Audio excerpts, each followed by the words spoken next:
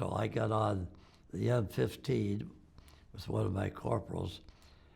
That's a 37 millimeter and 250 caliber. So I took the lateral where the trigger is on your foot, and I heard him coming. You could tell by the sound. So before you even see him go over the trees, you start getting your lead. I was getting my lead. He got his elevation. So I pushed the trigger. The machine's going to fire. So the 37 millimeter, it goes boom, boom, boom.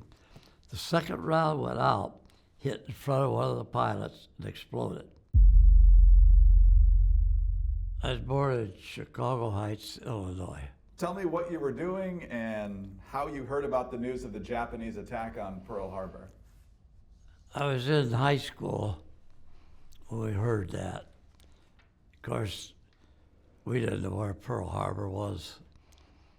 And as soon as I was 18, I enlisted, and I left high school to go to war.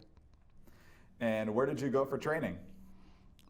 Camp Callan, California, at La Jolla, California. It's torn, it's gone now. I came from a very poor family during the Depression. I mean, we were hungry. So when I got in the Army, I thought I was in heaven. 3 meals a day, clothes, warm place to sleep. Our training was basic. World War II, you were trained, you were there to learn to kill. That's all. You didn't have a choice of being a plumber or electrician. You went there to learn how to kill on certain weapons. And I did all right. I enjoyed it. And so they kept me there as cadre. I made corporal, and then I was a drill sergeant. They needed 2 men for an outfit going overseas, so my buddy and I volunteered. And what was that outfit? That was a 575th Antiaircraft outfit, self-propelled, at Fort Bliss, Texas. I was trained on half-tracks, M16s and M15s.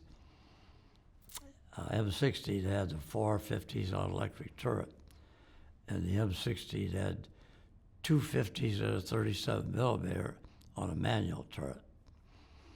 So we had to learn, the sergeants had to learn those first, and then we got our men from New York, and then we had to train them for combat. How much of a learning curve was there in operating those guns? Well, you did a little bit every day. You spent an awful lot of time on the firing range in New Mexico, and you had to learn. We were trained to fire at airplanes that are strafing. So you learn you fire at a sleeve being towed, and then you had little model airplanes that you shot at. When did you deploy? I think it was October of 44. Yeah, I think it's October of 44. And did you go to England first? Yeah, I went to Liverpool, where we got all new equipment. And it takes time. It's in Cosmoline, Greece. So we had to get them all ready to go. And then we convoyed down to Southampton, and we loaded on LSTs to cross the channel. And we landed at Cherbourg, France. It was just before the Battle of the Bulge started. And when we got southwest of Mauthausen at Chenot, Belgium, that's where we do most of our fighting. And I got hit with a piece of shrapnel went through my leg. And so I was out of it then. And I went to a hospital in France for 5 weeks.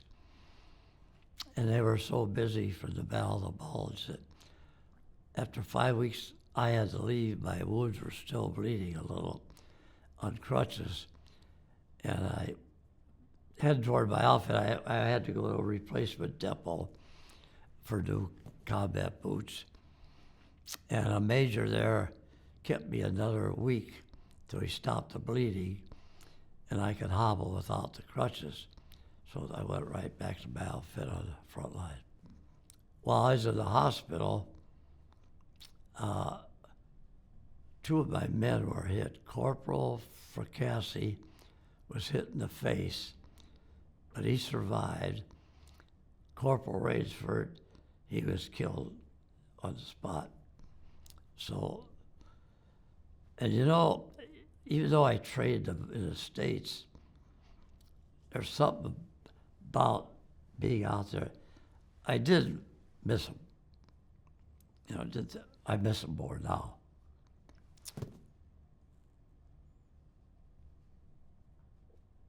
But then we just crossed Germany. We took the town of Zellabellis, where the Walther pistols are made. We were moving an awful lot because we were protecting other convoys from aircraft.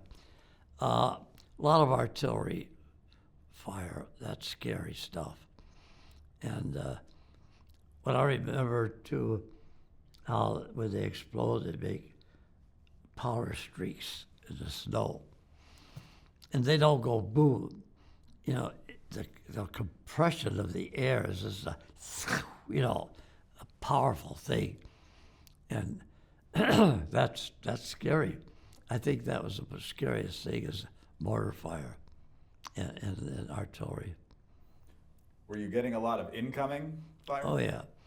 I remember one time we were getting an awful lot, and I could hear on my radio when it did work, some officer was saying to our own artillery, increase your range, increase your range. It was coming in by us, too. And I was sitting in the half track, we were moving. I was eating a D-bar, that's high calorie chocolate. And I just tossed it out. It's a funny thing. I don't want this to be my last meal. You know, crazy things like that.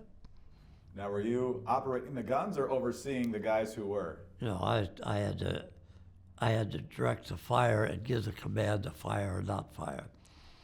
I used to teach in the military aircraft identification from silhouettes. So that's why there was no roof on the half track. I had to be able to stand up and give them the orders. I had to identify the plane first and give the order of fire or don't fire. We took a town of Cham, Germany, and we took this airfield. And we took it so fast that two of their Messerschmitts landed, didn't know we were there. So they were captured, of course. And then a little later, we were somewhere, and one of our reconnaissance vehicles, M8s, with two reconnaissance guys did come back, 41st Cavalry.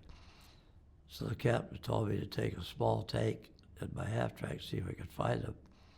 So we had to go out in enemy territory that morning, and we found them. The scout car was gone. They were both shot and stabbed in the throat. So we brought them back. And then sometime, I forget what it was, we were convoyed, and one of our ordnance, I think, battalion in a little valley, so we set up around there. And my men were on the guns, tired, so I got on the M15 with one of my corporals. That's a 37 millimeter and 250 caliber manually. So I took the lateral where the trigger is on your foot. And I heard him coming. You could tell by the sound. So before you even see him come over the trees, you start getting your lead. I was getting my lead. He got his elevation. So I pushed the trigger. The machine's going to fire. So the 37 millimeter, it goes boom, boom, boom. The second round went out, hit in front of one of the pilots, and exploded. So that's the only one that I actually shot down. You had to have an officer see it hit and see it crash. You know, you fire it a lot. And one time, we were told toward the end of the war, the Germans have a new plane called a jet. And we had no idea what a jet. They said, you'll see fire coming out the back.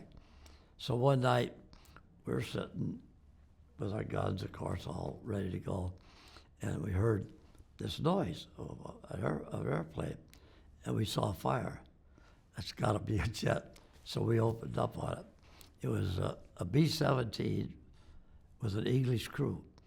They had one engine on fire, so they were coming down, but we had pumped a lot of lead into them too. That's war. And they crashed, of course. And then we met, we took Linz, Austria, we met the Russians. They're tough people. The women are just like the men, and they're tough. And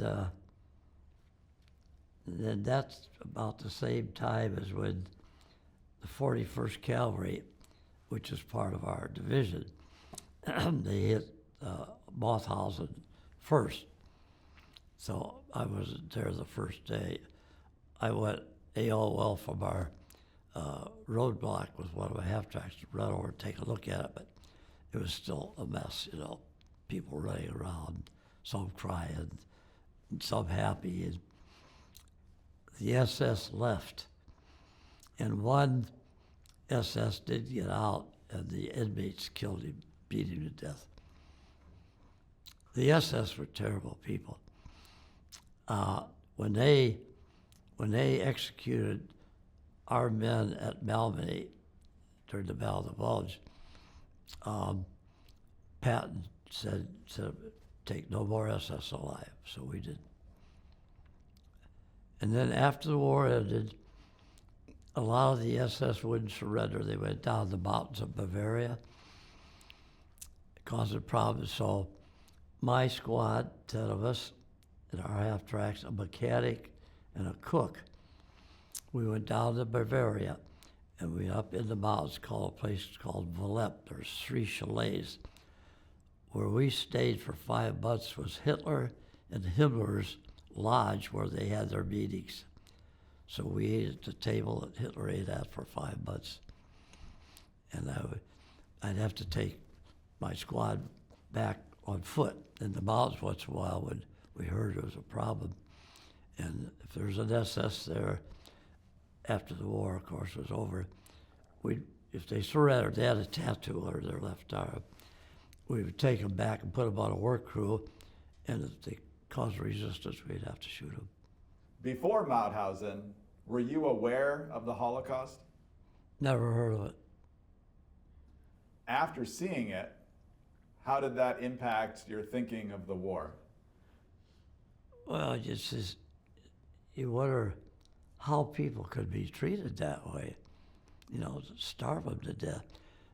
From what I hid now in my books of the 41st Cavalry, they had to bury, I think it was 500 bodies there too. And I think a lot of the civilians had to help do that.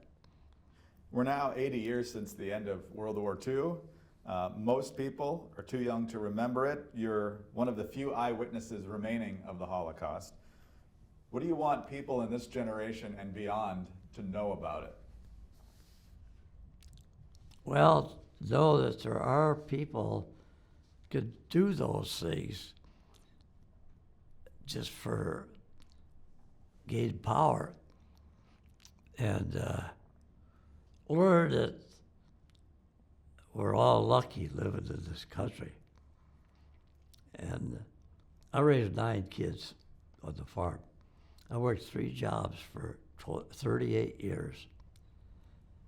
Back then, if you couldn't make it, you just send your wife out to work. She stayed home, took care of your kids. You took 2 jobs, 3 jobs, whatever it took. And we got to learn to work, and the government doesn't owe you a living.